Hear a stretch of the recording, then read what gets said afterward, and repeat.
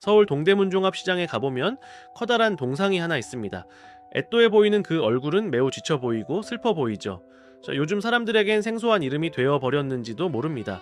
자, 1960년대부터 70년대, 우리나라는 전쟁으로 인해 가난했고 경제성장의 발판이 막 시작되던 시절이었죠. 당시 대부분의 노동자들은 매우 열악한 환경에서 일해야 했었는데요. 지금 우리 부모님 세대가 모두 겪어온 시절이기도 합니다. 당시 전태일은 학업을 중단하고 동대문 시장 자비를 시작으로 평화시장 재단사로 일했었죠. 그러나 그곳은 환기도 안 되는 비좁은 공간에서 미성년 노동자들까지 하루 15시간 이상 저임금 중노동에 시달리던 곳이었는데요. 여러분에게 그렇게 일하라고 한다면 상상이나 가시겠어요?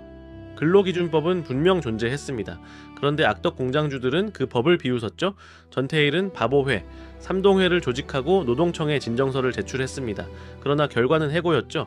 사회주의 조직, 빨갱이라는 빨간 딱지까지 붙었죠. 결국 그는 외쳤습니다.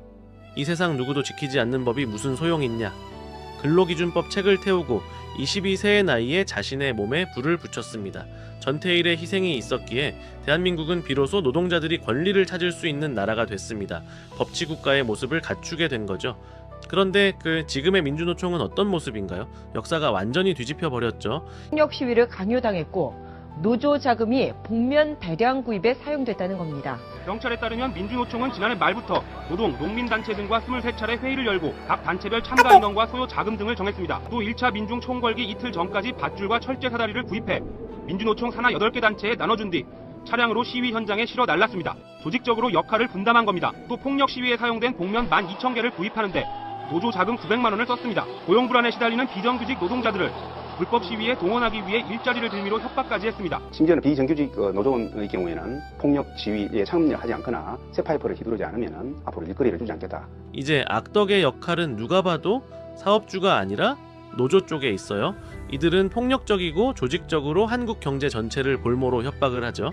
심지어 파업에 동참하지 않는 동료까지 협박하고 폭행하죠. 고소득의 온갖 혜택을 누리면서 자신들의 이익만을 위해 집단 행동을 벌이는 겁니다. 심지어 대법원 판결로 확인된 김일성, 김정은의 충성을 서약하는 북한 간첩 연루 사건까지 있었습니다. 전태일이 목숨으로 지켜낸 그 권리, 지금 누군가는 그것을 무기로 삼아 대한민국의 심장을 겨누고 있습니다. 지금부터 처음부터 끝까지 함께 파헤쳐 보겠습니다. 2년 전인 2024년 삼성전자 노동조합은 조합원 수 76,000명을 돌파하며 과반지위를 확보했습니다. 대한민국 역사상 삼성전자에 이런 규모의 노조가 생긴 건 사실상 처음이었는데요. 오랫동안 무노조 경영을 원칙으로 삼아온 회사였으니 그 상징성은 작지 않았습니다.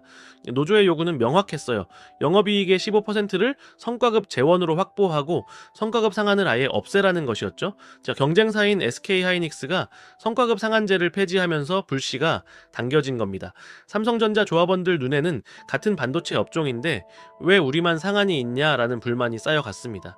사측도 손을 놓고 있진 않았죠. 경쟁사 이상의 성과급을 보장하겠다라고 제안했거든요. 그러나 노조는 이를 거부했다라고 해요. 제도로 명문화되지 않으면 말짱 꽝이라는 논리였죠. 협상 테이블은 차갑게 식어갔고 결국 노조는 다음 카드를 꺼내 들었습니다. 경기도 평택, 화성, 기흥, 온양, 서울사업장 5개 반도체 라인을 전부 멈추겠다는 선언이었죠. 대한민국 수출의 20%를 책임지는 반도체 10개의 수출 컨테이너 중 2개를 채우는 그 산업의 심장을 자기들 손으로 틀어막겠다고 한 겁니다. 노조 스스로 계산해서 발표한 손실 규모는 18일 파업 기준 최대 30조 원, 협박의 무게를 직접 숫자로 들이민 셈이었죠. 2026년 4월 23일 평택 캠퍼스 앞에 4만여 명이 모였습니다. 붉은 머리띠를 두르고 피켓을 든 인파가 도로를 가득 메웠는데요. 그리고 다음 달 20일 일부터 18일간 총파업에 돌입하겠다라고 공식 예고했습니다. 노조위원장 최승호는 입장문에 이렇게 적었죠. 삼성전자가 바로 서야 한다. 너는 이대로 안 된다. 그 문장이 울려 퍼지는 동안 평택 캠퍼스 바깥에서는 아무도 예상 못한 반응이 시작되고 있었는데요. 그런데 여기서부터 이야기가 달라지기 시작합니다. 근데 여기서 소름 돋는 반전은요. 노조는 스스로를 약자의 편이라고 하는 거예요. 노조들은 전태일의 정신을 계승한다고 하죠. 노동자의 권리를 지키기 위한 싸움이라고 외쳤습니다. 그 말만 들으면 고개가 끄덕여질 것도 같거든요. 그런데 잠깐 이거 다시 한번 생각해 보세요. 노조가 지킨다라고 외쳤던 바로 그 사람들이 가장 먼저 쓰러졌습니다. 여기서 핵심 질문 하나 던져볼게요. 삼성전자 파업 결의대회에 하루 만에 가장 먼저 피해를 입은 사람은 누구였을까요? 삼성전자 정규직 노조원이 아니었습니다. 파운드리 생산량이 58% 감소하고 메모리 생산량이 18% 줄어드는 동안 가장 먼저 비명을 지른 건 삼성전자 협력사 직원들이었습니다. 네, 납품이 끊기면 매출이 끊기고 매출이 끊기면 월급이 끊기는 구조거든요. 삼성전자 노조원은 파업을 해도 노조 기금이 있고 법적으로 보호받는 쟁의권이 있습니다. 하지만 협력사 직원들에겐 그런 안전망이 없죠. 네, 본인들만 이익이 우선이지 다른 협력업체나 다른 노동자와 사업주들은 상관없다라는 이야기입니다. 단가 후려치기와 고금리 대출에 시달리며 묵묵히 자기 할 일 하며 돈 벌고 가족을 부양하는 기계를 돌려온 사람들이었는데요. 이들 앞에서 우리도 약자라는 말은 공허하게 들릴 수밖에 없었습니다. 여기서 끝이 아니죠. 이번엔 노조 안을 들여다볼 차례입니다. 4만 명이 결의대회에 참석하는 동안 참석하지 않은 조합원은 무려 3만 6천 명이었는데요. 노조 집행부는 이들을 향해 공개 입장문에 이렇게 적었습니다. 총파업에서 동료의 헌신을 방해한다면 더 이상 동료로 보기 어렵다. 업계에서는 즉각 반응이 나왔습니다. 내부를 향해 좌표를 찍는 것 아니냐는 비판인 거죠. 전태일은 동료 노동자를 위해 목숨을 던졌습니다. 그런데 지금 그 이름을 내세우는 조직은 함께 싸우지 않은 동료를 향해 배제를 선언하고 있어요. 진짜 원인은 훨씬 더 깊고 훨씬 더 소름 끼칩니다. 숫자부터 볼게요. 대한민국 최저시급 노동자가 한 푼도 쓰지 않고 45조 원을 모으려면 정확히 2만 년이 걸립니다. 그 돈을 성과급으로 당장 내놓으라고 한 집단이 있어요. 지금 뉴스를 도배 중인 삼성전자 노조입니다. 노조의 요구는 영업이익의 15%를 성과급 재원으로 확보하고 성과급 상한을 완전히 없애라는 것이었는데요. 이를 금액으로 환산하면 총 45조 원, 1인당 약 5억 원에 달하는 규모입니다. 삼성전자가 2025 년 연구개발에 쏟아부은 37조 7천억 원보다 7조 원이 더 많은 돈이죠. 지난해 전체 주주 배당금의 4배에 달하는 금액이기도 합니다. 이 금액은요, 현대모비스 같은 대기업을 통째로 사고도 돈이 남는 규모예요. 자, 여기서 핵심 질문 하나 던져보죠. 노조의 요구는 과연 정당한 근거가 있는 걸까요? 노조 측 논리는 이랬습니다. 경쟁사 SK하이닉스가 영업이익의 10%를 성과급으로 지급하기로 했으니 삼성전자도 15%를 줘야 한다는 것이죠. 인재 유출을 막으려면 보상 체계를 바꿔야 한다라는 논리도 폈습니다.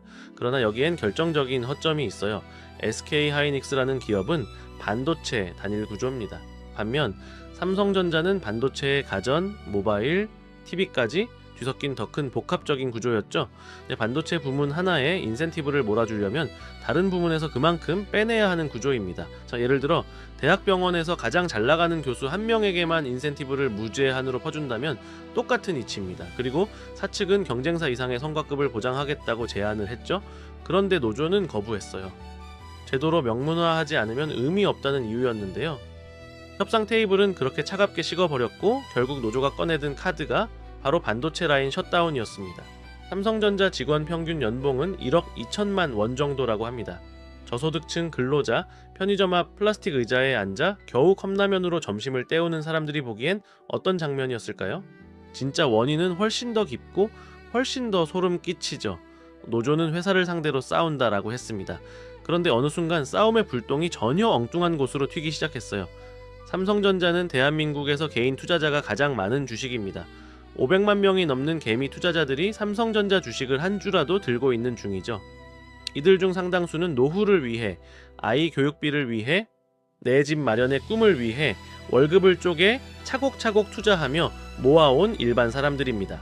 파업 소식이 전해지자 주가는 즉각 반응했죠. 박스권에 갇혀 몇 년을 버텨온 개미들에게 이번 파업은 단순한 노사 갈등이 아니게 되는 겁니다. 회사가 어려울 땐 고통분담을 거부하더니 흑자가 나니 주주 목까지 다 내놓으라는 것처럼 보이는 거예요. 결국 투자자인 개미들은 키보드를 넘어 직접 거리로 나오기도 했습니다. 피켓에는 이런 문구가 적혔죠. 미래 투자를 포기하는 무도한 성과급 요구를 500만 주주가 거부한다. 협력사는 이미 무너지고 있었고 주주들은 거리로 나왔습니다. 그런데 가장 기괴한 균열은 따로 있는데요. 노조 깃발 아래 서 있던 젊은 직원들, 바로 삼성전자 MZ세대에서 균열이 시작됐습니다. 사내 익명 커뮤니티에 조심스러운 글들이 올라오기 시작했죠. 이건 좀 선 넘은 것 같다. 우리까지 적폐로 몰리는 거 아니냐? 나는 이 파업에 동의한 적 없다. 친구 모임에서 가족 식사 자리에서 SNS 댓글창에서 쏟아지는 비난을 고스란히 받아내야 했던 건 바로 이들이었습니다. 삼성 다닌다고 하면 눈치가 보인다는 말이 나올 정도였죠. 삼성전자 직원이라는 자부심이 어느 순간 짐이 되어버린 거예요. 실제로 파업 참여를 거부하고 정상 출근을 택하거나 노조를 탈퇴하는 움직임까지 나타났다 하죠. A가 무너지면 B가 흔들리고 B가 무너지면 C가 붕괴하는 구조였습니다. 500만 개미의 투자자들의 분노, 협력사의 원망, 내부 MZ세대들의 이탈, 이 세 가지가 동시에 맞물리면서 노조의 명분은 끔찍한 속도로 무너져 내리고 있습니다. 상식적으로 한번 생각해 볼게요. 평균 연봉 1억 2천만 원, 고용 안정성의 각종 복지 혜택까지 갖춘 국내 최대 대기업 정규직입니다. 이들이 머리에 붉은 띠를 두르고 도로를 점거하며 약자라고 외치고 있어요. 그 장면을 바라보는 사람들은 고금리 대출을 끌어안고 이번 달 납품 대금이 들어올지 걱정하는 협력사 사장님, 학원비를 쪼개며 삼성전자 입사를 꿈꾸는 취업 준비생들, 편의점 도시락으로 점심을 때우며 월급을 쪼개 삼성전자 주식을 모아온 일반 서민 투자자들입니다. 이들 앞에서 우리도 약자라는 말은 어떻게 들릴까요? 그런데 여기서 더 가슴을 찢는 장면이 있죠. 노조 집행부는 총파업에 동참하지 않은 36,000명의 동료를 향해 공개적으로 배제를 선언했는데요. 함께 싸우지 않으면 동료로 보기 어렵다고 합니다. 전태일 열사는 단 한 번도 동료를 향해 협박하지 않았어요. 오히려 동료를 위해 설문조사하고 설득하고 그러고 자신을 희생했죠. 지금 그 이름을 내세우는 조직들이 하는 짓은 정반대 아닌가요? 내로남불이라는 말이 딱 맞는 장면이죠. 2024년 의료대란 당시 의사집단 행동을 향해 가장 강하게 비판의 목소리를 높인 곳 중 하나가 바로 민주노총 계열이었습니다. 국민 생명을 볼모로 잡는 행위라고 했죠. 그런데 지금 이들이 하는 행동은 뭔가요? 대한민국 수출 대동맥인 반도체 라인을 멈추겠다라고 선언하고 있습니다. 의사들 파업과 삼성전자 파업, 본질적으로 뭐가 다릅니까? 하나도 다르지 않습니다. 진짜 약자들은 그 시간 아무 말도 못해요. 협력사 직원은 파업할 권리조차 없고, 개미 투자자들은 주가 하락을 고스란히 받아내고, 취업 준비생들은 그 직장을 향한 꿈을 조용히 접어야 했습니다. 목소리 큰 사람들이 약자 코스프레를 하는 동안 진짜 약자들은 이런 결과만 기다려야 했던 겁니다. 이게 바로 지금 우리가 역사에서 반드시 배워야 하는 이유입니다. 롯데 칠성 광주 공장을 기억하시나요? 42년을 버텨온 공장이었습니다. 축구장 9개 반 크기의 부지에서 매일 음료 24만 캔을 찍어내던 곳이었죠. 그 공장이 올해 2026년 3월 지도에서 통째로 사라졌습니다. 경영진 회의실에서 나온 말 한마디가 결정타였는데요. 광주 노조와는 상종 안 한다. 그렇게 42년을 버틴 공장이 단 한 문장에 무너졌어요. 군산의 쉐보레 자동차 공장 폐쇄도 마찬가지고요. 지금 삼성전자 경영진 회의실에서도 똑같은 계산이 돌아가고 있을 거라고 봐요. 파업 리스크가 반복될수록 공장 자동화는 선택이 아니라 생존의 문제가 되어버리거든요. 로봇과 AI는 파업을 하지 않습니다. 성과급을 요구하지 않죠. 협상 테이블에 앉지도 않습니다. 초기 투자 비용이 크더라도 반복되는 파업 리스크와 30조 원의 손실 가능성을 생각한다면 자동화 투자가 훨씬 합리적인 선택일 겁니다. 실제로 반도체 업계에서 무인화는 이미 거스를 수 없는 흐름이죠. TSMC도 핵심 공정의 자동화 비율을 빠르게 높이고 있고 AI 기반 공정 관리 시스템 도입 속도는 갈수록 빨라지고 있습니다. 노조가 라인을 멈추겠다라고 협박할수록 경영진은 사람이 없어도 돌아가는 라인을 만들겠다는 의지를 굳혀가겠죠. 자, 이제 전체 그림이 보이시나요? 댓글창에서 분노로 쏟아낸 말 한마디가 있었습니다. 저럴 거면 그냥 로봇으로 다 바꿔버려라. 이게 농담처럼 들렸겠지만 그 말은 허공에 사라지지 않고, 경영진의 회의실 안으로 조용히 스며들어 자동화 계획서 위에 도장을 찍는 명분이 됐거든요. 가장 강하게 버텼던 사람들이 가장 먼저 로봇으로 대체되는 아이러니한 상황이 이어질 것 같아요.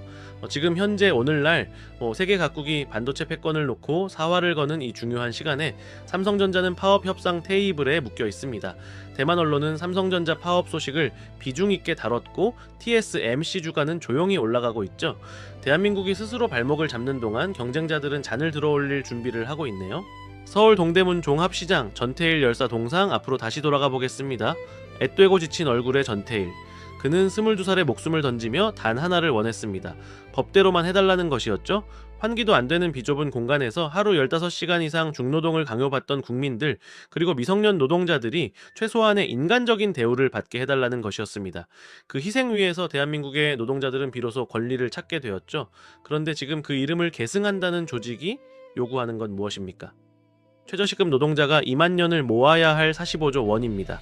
반도체 라인을 멈추겠다는 협박으로 국가 경제 전체를 볼모로 잡고 말이죠. 함께 싸우지 않은 동료를 향해 배신자 낙인과 함께 배제를 선언하고요. 협력사 직원들의 생존은 안중에도 없죠. 전태일이 지키려 했던 바로 그 약자들이 이번에도 가장 먼저 쓰러지게 되어버리죠. 한번 무너진 신뢰는 공장 재가동보다 훨씬 오래 걸립니다. 글로벌 고객사의 신뢰, 국민의 신뢰, 내부 직원의 신뢰, 이 셋 중 하나라도 잃으면 그 빈자리는 결국 사람이 아닌 기계가 채우게 되어버리겠죠. 롯데칠성이 그랬고 광주가 그랬으며 군산이 그랬습니다. 공장 하나가 사라지면 도시 하나가 천천히 죽어갑니다. 그 다음 타자가 어디일지는 이미 보이고 있는데요. 글로벌 경쟁사인 TSMC는 오늘도 24시간 돌아가고 있습니다. 엔비디아, 애플, AMD의 주문을 소화하면서 묵묵히 라인을 돌리고 있죠. 미국은 리쇼어링으로 공장을 불러들이고 일본은 반도체 부활을 국가 과제로 삼았으며 중국은 제재를 뚫으며 엄청난 기술력을 키워가고 있습니다. 그 시간 우리는 지금 뭐 하고 있는 건가요? 여러분께 한 가지 질문을 드려볼게요. 만약 여러분이 대한민국 반도체 산업의 미래를 책임져야 하는 자리에 있다라면 지금 이 순간 어떤 선택을 하시겠습니까? 오늘 영상이 유익했다라면 구독, 좋아요, 알림, 설정 부탁드립니다. 다음에 다시 유익한 내용으로 인사드리겠습니다. 감사합니다.